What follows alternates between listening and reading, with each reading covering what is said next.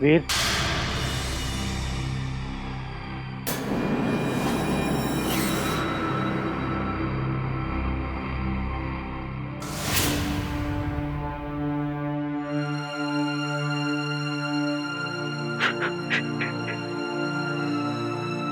वीर, तुम यही सोच रहे होगे ना कि जय मामा कैसे बच्चों की तरह रो रहे हैं? क्या करूं मैं? टूट चुका हूं मैं। मुझे बहुत डर लग रहा है वीर। अगर धर्म आर्यनगर में रहा तो राजसभा उसे कभी भी फांसी पर चढ़वा सकता। क्या आप क्या कहना चाहते हैं? वीर, मैं शुरू से इस फैसले से सहमत नहीं था। तुम्हारी तरह मुझे भी पूरा यकीन है कि धर्म निर्दोष है। मैं भी यही साबित करना चाहता हूँ। नहीं कर पाओगे। मेरा मतलब है वीर, हमारे पास वक्त कितना है? मुझे लगता है वीर कि तुम्हें धर्म को यहां से कहीं बाहर ले जाना चाहिए। बस ऐसा कैसे हो सकता है जय मामा? उसे तो कैद खाने में बंद किया गया है। वीर, तुम्हारे लिए धर्म को कैद खाने से छुड़ाना क्या बहुत बड़ी बात है। देखो, अगर मेरे वश में होता तो मैं तुम्हें कैद खाने तक का रास्ता बता देता, पर क्या करूं? मेरी ऐसी हालत नहीं है कि मैं तुम्हें कुछ बता सकूं। अगर कोई धर्म को बचा सकता है तो वो तुम हो। देखो, इससे पहले धर्म को फांसी हो जाए, तुम उसे लेकर यहां से कहीं चले जाओ। अगर धर्म इस कैद खाने से आजाद हो गया तो फिर तुम्हारे पास 3 दिन का दबाव तो नहीं होगा। धर्म की बेगुनाह साबित करने के लिए तुम्हारे पास और भी वक्त मिल जाएगा। एक बार सबूत मिल जाए फिर राजसभा की सारी शिकायतें दूर हो जाएगी। सोचो वीर, अगर कुछ करना है तो यही सही वक्त है। बेचारा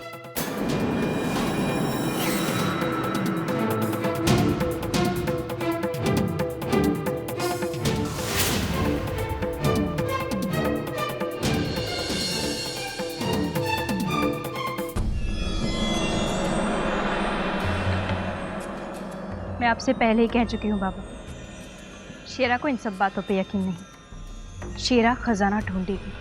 पर रक्कू और घनशा की मौत, उनकी मौत के बाद मुझे पूरा यकीन हो गया है शेरा कि हिमनूर के दोनों पत्थर पूरे असवाही भील पर अपना मनहूस साया डाल रहे हैं। उनकी हत्या की गई थी बाबा, उनकी मौत किसी पत्थर की वजह से नहीं हुई थी। हमें तो बस ये पता लगाना है कि इन हत्याओं के पीछे किसका हाथ है। हर अपशगुन को शक्ल देने में किसी न किसी माध्यम का हाथ होता है, लेकिन होने की जड़ तो वो अपशगुन ही होता है शेरा। इस बार वो अपशगुन हिमनूर के दोनों पत्थर हैं। सबसे पहले रक्कू की मौत हुई और उसके माथे पर फांसी का निशान। घनशा फांसी से जुआ खेलता था और अगला शिकार वही था। मतलब ये कि जिसकी भी हत्या होती है उसके शरीर पर एक निशान छोड़कर हत्यारा हमें अपने अगले शिकार के बारे में सुराग देता है। और घनशा के हाथ पर तलवार का निशान था। इसका मतलब यह है कि अगला शिकार कोई तलवारबाज हो सकता है। बाबा, हमें असवाही के हर तलवारबाज को सतर्क करना होगा और उन पे कड़ी नजर रखनी होगी।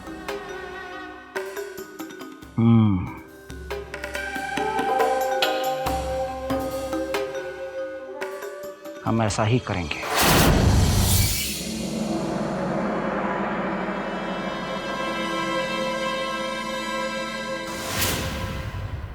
कहाँ जा रहे हो? गंगाराम को महाराज ने बुलाया है। क्यों?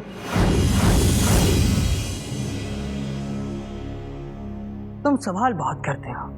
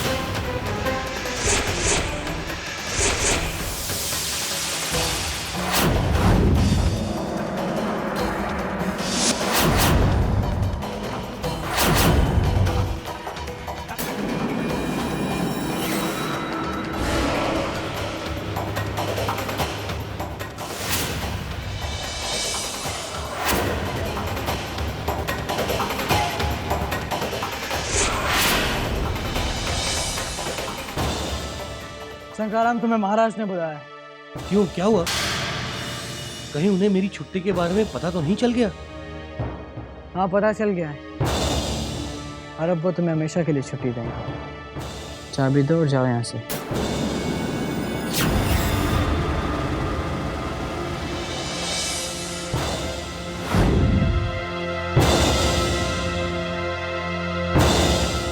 वीर, चल, मैं तुम्हें यहाँ से ले जाने आया हूँ। चलो। पर वीर, धर्म सवाल मत पूछो, जल्दी चलो यहाँ से। नहीं वीर, इस बार में हम पहले भी बात कर चुके। मिल लो तुम्हें जितना मिलना है, क्योंकि इसके बाद तुम दोनों अलग होने वाले हो।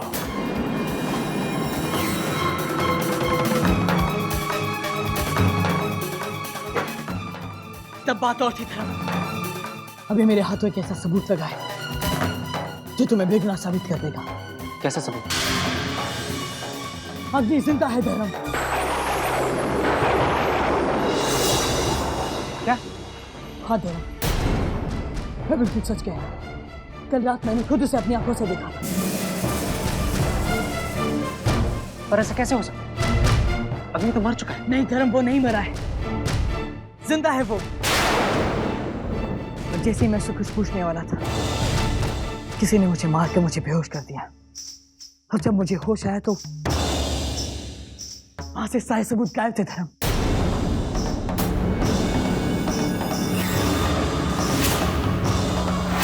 धर्म, ये तुम्हारे खिलाफ बहुत बड़ी साजिश रची जा रही है। जब तक मैं अग्नि को ढूंढकर सबके सामने खड़ा नहीं कर देता, मैं तुम्हें कहीं छुपा कर रखूंगा। चलो। नहीं। धर्म, जब हमारे दुश्मन हमारे साथ ये खेल खेल सकते हैं, तो फिर हम क्यों नहीं? हम कोई बेईमानी नहीं कर रहे हैं धर्म। क्या तुम चाहते हो कि हमारे दुश्मन हमसे जीत जाए? देखो धर्म, अगर तुम इस वक्त यहाँ से नहीं गए तो अग्नि को ढूंढने से पहले तुम्हें फांसी पे चढ़ा दिया जाएगा। इससे पहले कि यहाँ पर कोई आए और सब कुछ गड़बड़ हो जाए, मेरे साथ चलो धर्म। नहीं, हम यहाँ से कहीं नहीं जाएंगे। नहीं था, मैं तुम्हारे साथ अन्याय नहीं होने दूंगा, चाहे इसके लिए मुझे तुम्हारे साथ जबरदस्ती क्यों ना करनी पड़े। वीर,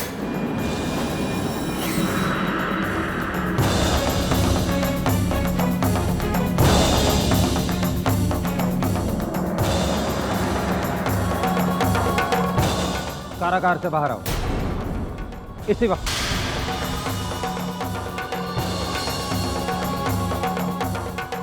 ताला लगाओ। तुम मेरे साथ आओ।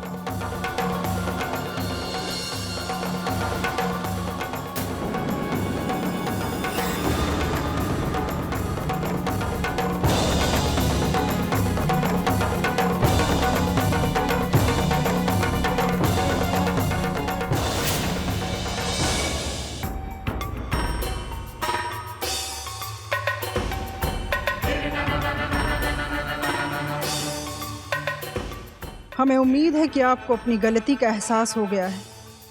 नहीं, बल्कि हम आपसे ये जानने आए हैं कि आप इतनी पुरानी दुश्मनी को इतना बड़ा मुद्दा क्यों बना रही हैं? क्या आप इसे भूल नहीं सकती? नहीं सिया, हम इसे नहीं भूल सकते। मैं ये नहीं भूल सकती कि उन्होंने हमारे भाई को मार डाला था। जब भैया के मृत शरीर के साथ जयवर्धन ने आर्यनगर की जीत का विजय संदेश भेजा था।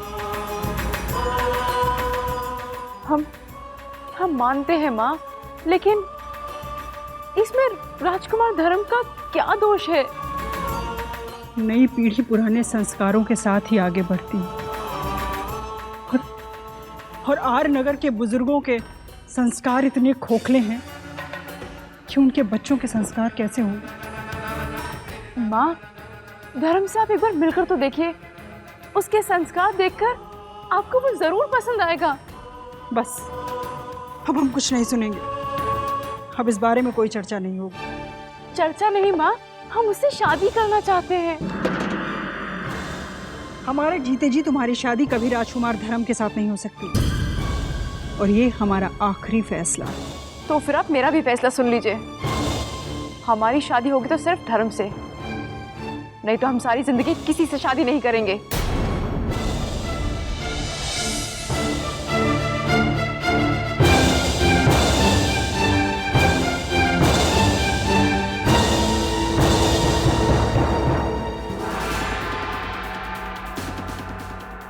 क्योंकि ये तुम्हारा पहला जुर्म है, हम तुम्हें कोई सख्त सजा नहीं देंगे, लेकिन आज के बाद तुम्हें आर्यनगर के किसी भी कारागार में प्रवेश करने की इजाजत नहीं है। अगर तुम्हें किसी भी कारागार के आसपास देखा गया, तुम पर सख्त कार्यवाही की जाएगी। अब तुम जा सकते हो।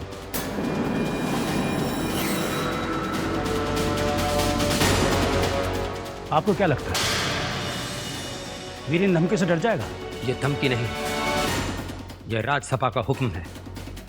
राजमंत्री जी, मुझे लगता है इतने सालों में आप धर्म के प्रति वीर के लगाव को समझ नहीं सके। हालांकि मैं भी चाहता हूं कि धर्म किसी तरह निर्दोष साबित हो जाए, लेकिन वीर जैसा काबिल और होनहार राजकुमार जज्बाती होकर आर्यनगर के कानून को अपने हाथ में ले ले, ये हम हरगिज नहीं चाहते। तो इसका क्या हल है? मुझे लगता है कि धर्म को बिना किसी को बताए काले कारागार भेज देना चाहिए। आपका मतलब आर्यनगर का वो गुप्त कारागार जहां सबसे खतरनाक कैदियों को अलग रखा जाता है? पर हमें नहीं लगता राजकुमार धर्म इतना खतरनाक है। नहीं राजमंत्री जी, मैं ये धर्म के लिए थोड़ी ना कह रहा हूं। एक बार धर्म काले कारागार में बंद हो जाए, फिर वीर उस तक कभी नहीं पहुंच पाएगा। बस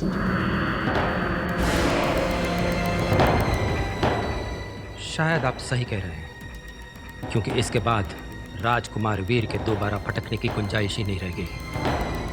आखिर वही बचा इस सिंहासन को संभालने के लिए। जी हाँ राजमंत्री जी, मैं भी बस वीर के भले के लिए सुझाव दे रहा था।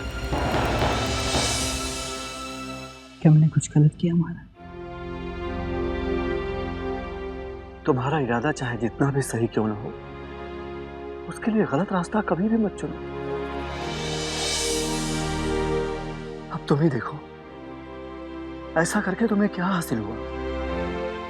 राज्यसभा ने तुम्हें धर्म के पास जाने से मना कर दिया। हम जानते हैं तुम धर्म को लेकर कितने चिंतित हो, और कोई भी परिस्थिति कानून से बड़ी नहीं होती।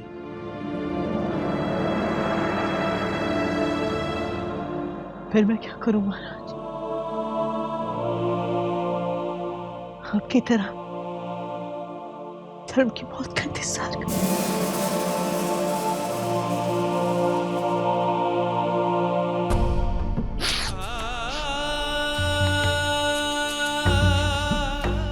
मुझे माफ कर दीजिए महाराज, नहीं समझ में आया मुझे कि मैं क्या करूं। मैं धर्म के बिना नहीं रह पाऊंगा महाराज। सब ऊपर वाले पे छोड़ दो, ये सब उसी का खेल है जो आज तक कोई समझ नहीं पाया।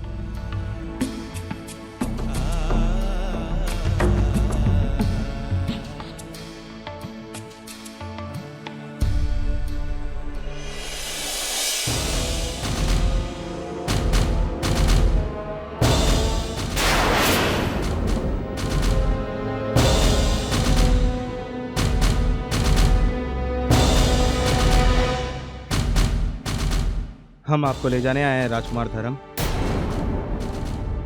कहाँ? राज्यसभा का आदेश है कि आपको काले कारागृह में डाल दिया जाए। पर वहां पे तो सारे खतरनाक कैदी रखे जाते हैं, हम क्यों? पता नहीं, पर यह राज्यसभा का आदेश है।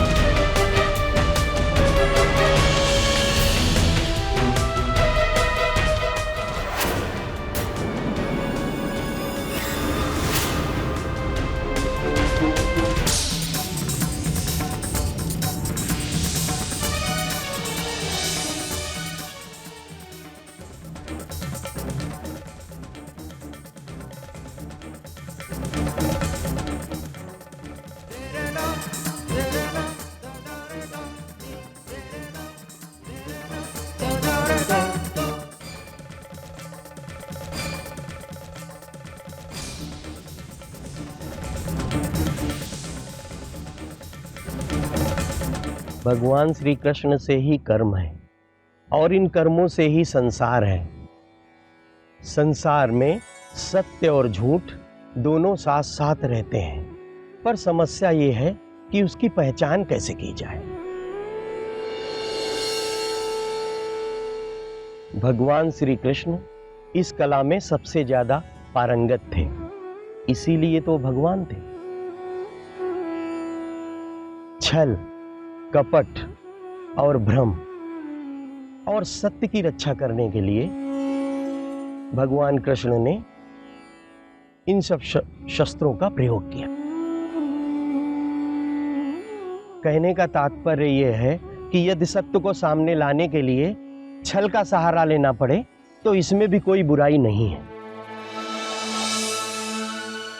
हम जानते हैं तुम धर्म को लेकर कितने चिंतित हो, पर कोई भी परिस्थिति कानून से बड़ी नहीं होती। हमें केवल भगवान के बनाए हुए कानून का पालन करना है और उसके अनुसार सत्य ही सब कुछ है। अर्थात हमें सत्य का पालन करना है, मनुष्य के बनाए हुए कानून का नहीं। भगवान श्री कृष्ण की लीला तो अपरंपार है। हम जितना भी गाएं, जितना भी कहें उतना कम है। बोलो श्री द्वारिकाधीश भगवान श्री कृष्ण की, भगवान श्री कृष्ण की, भगवान श्री कृष्ण की। बोलो श्री द्वारिकाधीश भगवान श्री कृष्ण की, भगवान श्री कृष्ण की। मुझे मेरा रास्ता मिल गया।